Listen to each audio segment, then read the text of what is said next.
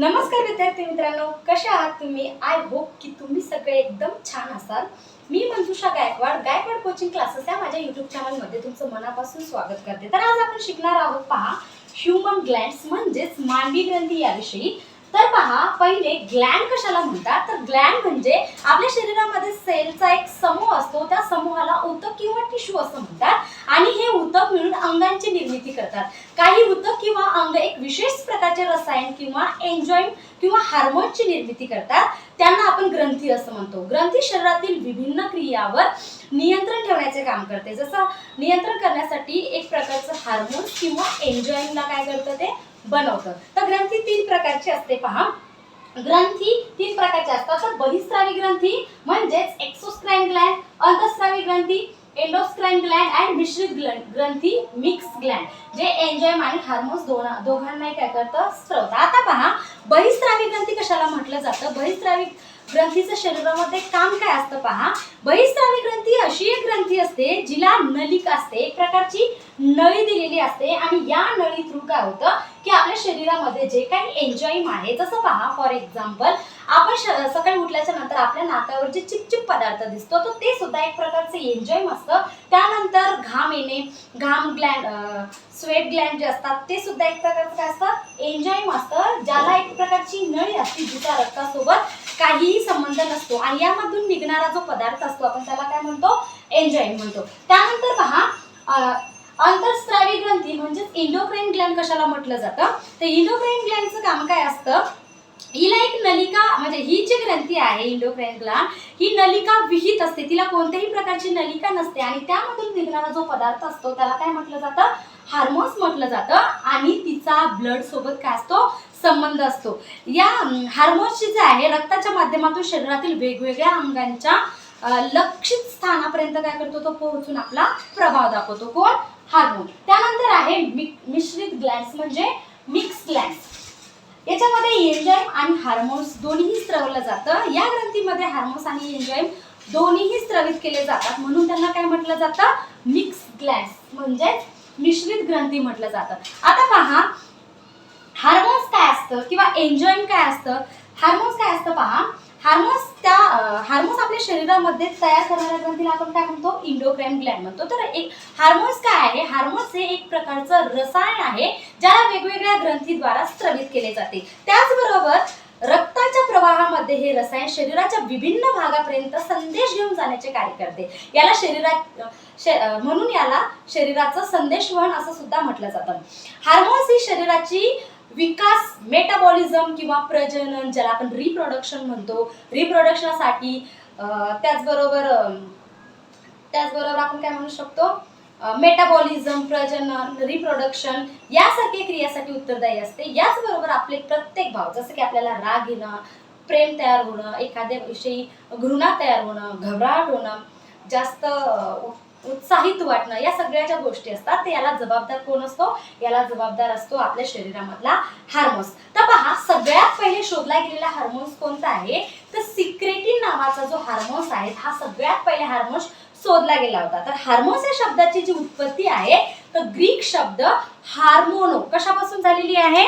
Greek शब्द हार्मोनो पासून झालेली आहे.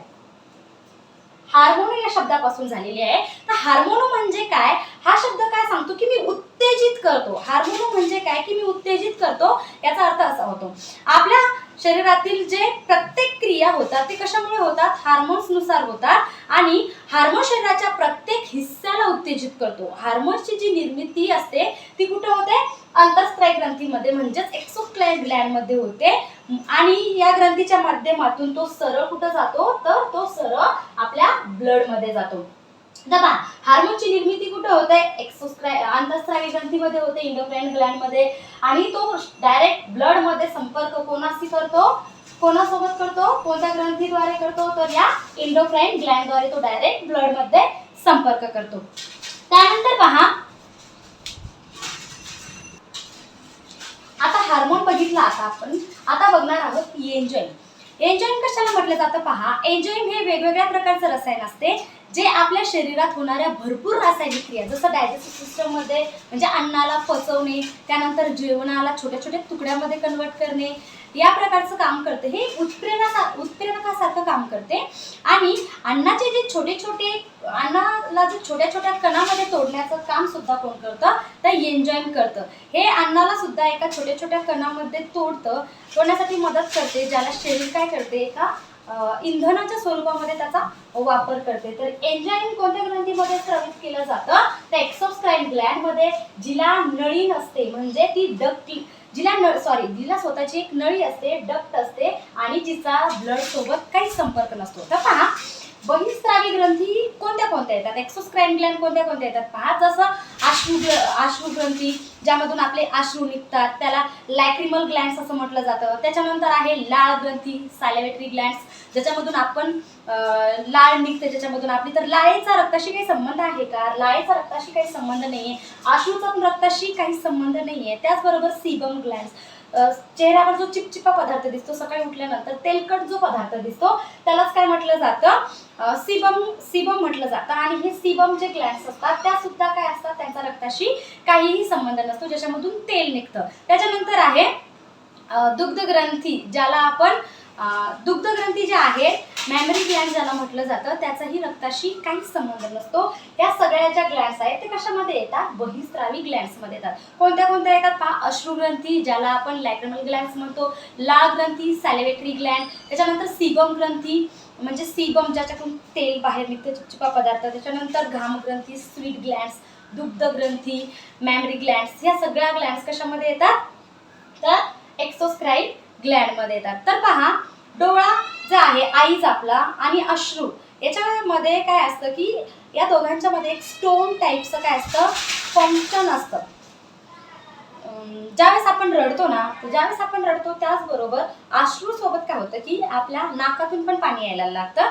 तर हे नाकातून पाणी का येतं, कारण यांच्यामध्ये जो स्टोन टाईपचं जे पदार्थ असतो तो काय करतो, डायरेक्ट त्याला नाकामध्ये उतरवतो आणि त्यामुळं काय होतं की लायसोझाईम हा पदार्थ नाकामध्ये उतरतो आणि त्यामुळं आपल्याला रडताना डोळ्याबरोबरच नाकातून पण काय होतं, पाणी यायला लागतं. आता पहा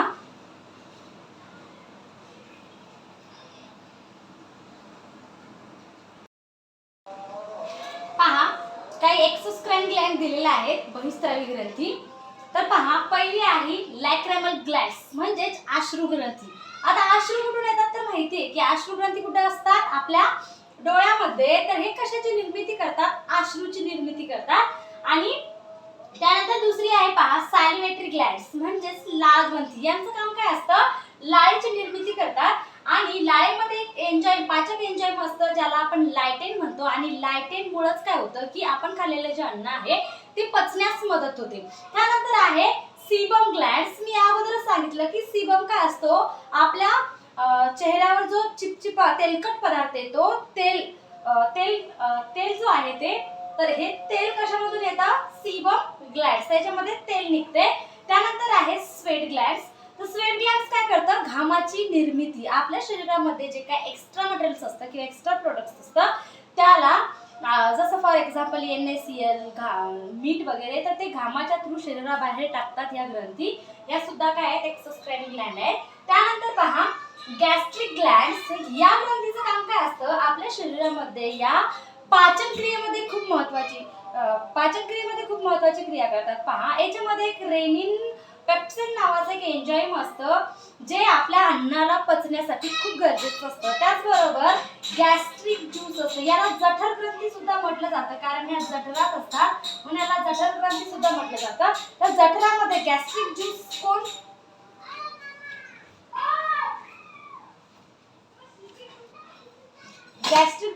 स्त्रवतं, तर जठर ग्रंथी. यानंतर पहा आपल्या शरीरामधली सगळ्यात मोठी ग्लँड एक्सोक्राइन ग्लँड आहे, जिला आपण काय म्हणतो, लिव्हर. तर आता पहा आपण लिव्हर बद्दल बघू. यानंतर सर्वात महत्त्वाची एक्सोक्राइन ग्लँड बघणार आहोत, ती म्हणजे liver. Liver is a largest gland in human body. मानवी शरीरातील सर्वात मोठी जी ग्लँड आहे ती आहे लिव्हर, यकृत, जिचे वजन किती असते, 1500 ते 2 किलोग्रॅमपर्यंत असते आणि ही हेपॅटिक पेशीपासून बनलेली असते. तर पहा लिव्हरचं काम काय असतं, पित्ताला स्रावित करते लिव्हर आणि अन्नाला पचवण्यामध्ये मदत करते. जेव्हा आपण काही खातो त्यावेळेस लिव्हरद्वारेच काय केलं जातं, पित्ताला रिलीज केलं जातं आणि ज्यामध्ये आपले जेवण पचवले जाते. यामध्ये असणारे जे पित्त असते त्या अन्नाला छोट्या छोट्या तुकड्यामध्ये कन्वर्ट करतो आणि त्यानंतर अन्न सहज पचवले जाते. तर पहा, ही सगळ्यात मोठी शरीरातील ग्रंथी आहे लिव्हर. त्यानंतर तुटलेल्या अंगाला लिव्हर स्वतः ठीक करतो. तर एखाद्या वेळेस जर लिव्हरचा तुकडा जरी तुटून पडला ना तरी त्या स्वतः त्या अंगाला तो ठीक करू शकतो, कारण लिव्हरमधलं जे सेल डिस्ट्रीब्युशन आहे, सेलचं जे विभाजन आहे लिव्हरमध्ये सर्वात फास्ट होतं. त्यामुळे लिव्हर काय करतो, तुटलेल्या अंगाला स्वतः ठीक करू शकतो. त्याचबरोबर पहा, फायब्रिनोजेन आणि प्रोथ्रोम्बिनची सुद्धा निर्मिती कोण करतो, लिव्हर करतो. तर यांच्या शरीरामध्ये काय काम असतं पहा. ज्यावेळेस आपण इंजर्ड होतो आणि ब्लड वाहायला लागतं त्यावेळेस तिथे काय करतो, ब्लडची क्लॉटिंग करण्याचं काम कोण करतं, फायब्रिनोजेन आणि प्रोथ्रोम्बिन करतं. त्याचबरोबर हेपॅरिनची पण निर्मिती कोण करतो, लिव्हर करतो. तर हेपॅरिनचं काय काम असतं आपल्या शरीरामध्ये पहा. हेपॅरिन ज्यावेळेस शरीराच्या आतमध्ये असतं त्यावेळेस ते ब्लडला क्लॉटिंग होऊ देत नाही, म्हणजे ब्लडला गोठू देत नाही. तर हेपॅरिन काय करतं की शरीराच्या आतमध्ये ब्लड गोठू देत नाही. त्यानंतर एल्ब्युमिनची पण निर्मिती करतं. एल्ब्युमिनचं काम काय असतं पहा, आपल्या शरीरामध्ये पूर्ण बॉडीच्या पूर्ण पार्टपर्यंत पाणी पोहोचवण्याचं काम कोण करतं, एल्ब्युमिन करतं. त्याचबरोबर पित्ताला हिरवे करण्याचं काम सुद्धा कोणाचं असतं, यकृताचं असतं. त्यानंतर अमोनियाला युरियामध्ये सुद्धा कन्वर्ट कोण करतो, लिव्हर करतो. तर अमोनिया हा आपल्या शरीरामध्ये इतका घातक पदार्थ आहे, त्याला युरियामध्ये म्हणजे कमी घातक पदार्थामध्ये रूपांतरित करण्याचं काम लिव्हर करतं. आणि युरियामध्ये कन्वर्ट झालेला युरिया जो आहे तो किडनीला देऊन टाकतं आणि किडनी काय करते, त्याला आपल्या शरीराच्या बाहेर एक्सट्रेशन थ्रू आपल्या शरीराच्या बाहेर टाकण्याचं काम करते. त्यानंतर ग्लुकोजला ग्लायकोजनमध्ये रूपांतरित करण्याचं काम कोण करतं, लिव्हर करतं. आता ग्लुकोज जे आपण रोज अन्नपदार्थ जे खातो त्याच्यामधून आपल्याला ग्लुकोज मिळतं आणि हे जे एक्स्ट्राचं ग्लुकोज आहे त्याला ग्लायकोजनमध्ये रूपांतरित करण्याचं काम कोण करतं, लिव्हर करतं. त्याचबरोबर कार्बोहायड्रेट आणि फॅटला कोलेस्ट्रॉलमध्ये सुद्धा रूपांतरित करतं. आता कोलेस्ट्रॉल काय असतं, आपल्या शरीरामध्ये जी चरबीची मात्रा असते त्याला कोलेस्ट्रॉल म्हटलं जातं आणि या कोलेस्ट्रॉलची निर्मितीसुद्धा कोण करते, यकृत करते. त्याचबरोबर पहा, सर्वात जास्त कोलेस्ट्रॉल कुठं असतं, तर सर्वात जास्त कोलेस्ट्रॉल हे यकृतामध्ये सर्वात जास्त कोलेस्ट्रॉल असतं. त्यानंतर पहा, दारू आणि विषानेही खराब होतं. जर नेहमी दारू कोणी पित असेल किंवा एखाद्या व्यक्तीचा मृत्यू विष पिऊन झालेला आहे का नाही हे कोणावरून सिद्ध केलं जातं, त्या व्यक्तीच्या लिव्हरवरून समजलं जातं की त्या व्यक्तींचा मृत्यू विषाने झालेला आहे. किंवा दारू पिल्याच्या नंतर जे व्यक्ती दारू पितात त्यांचं पण काय खराब होतं, लिव्हर सर्वात जास्त खराब. किडनीसुद्धा खराब होती, पण किडनी तर अर्ध्या विषाला काय करते, फिल्टर करण्याचं काम करते आणि त्यामुळं किडनीला जास्त बाधा पोहोचत नाही. पण सर्वात जास्त बाधा कोणाला पोहोचते, तर लिव्हरला सर्वात जास्त बाधा पोहोचते आणि त्यामुळे लिव्हर खराब व्हायला लागतं. लिव्हरमध्ये ज्या गुफर सेल्स असतात, दारू पिल्यामुळे काय होतं की दिवसेंदिवस या गुफर सेल मरायला लागतात आणि त्यामुळे काय होतं, लिव्हर खराब व्हायला लागतं. त्यानंतर पहा, ज्यावेळेस बाळ भ्रूण अवस्थेत असतं, भ्रूण म्हणजे ज्यावेळेस बाळ जन्माला येत नाही, म्हणजे आईच्या पोटामध्ये असणारं जे बाळ असतं त्याला आपण भ्रूण म्हणतो. आणि ज्यावेळेस बाळ भ्रूण अवस्थेमध्ये असतं त्याच्या ब्लडची जी निर्मिती आहे तर त्याच्या ब्लडची निर्मिती लिव्हरमध्ये होते. कारण पहा की ज्यावेळेस बाळ आईच्या गर्भामध्ये असतं त्यावेळेस त्याचे बोन एवढे स्ट्रॉंग नसतात की ते बोन मॅरो ब्लडची निर्मिती करू शकतील. त्यामुळं त्यांच्या जी ब्लडची निर्मिती आहे तर ती कुठे होते, लिव्हरमध्ये होते. आणि प्रौढ व्यक्तींच्या ब्लडची निर्मिती कुठे होते, बोन मॅरो. हे मी तुम्हाला या अगोदरच्या व्हिडिओमध्ये सांगितलेलं आहे. तर भ्रूण अवस्थेमध्ये रक्ताची निर्मिती कुठे होते, तर लिव्हरमध्ये रक्ताची निर्मिती होते. तर लिव्हर आपल्या शरीरामधील सगळ्यात इम्पॉर्टंट ऑर्गन आहे. तर यानंतरच्या व्हिडिओमध्ये आपण बघणार आहोत बहिस्रावी ग्रंथी म्हणजे एक्सोक्राइन ग्लँड बद्दल.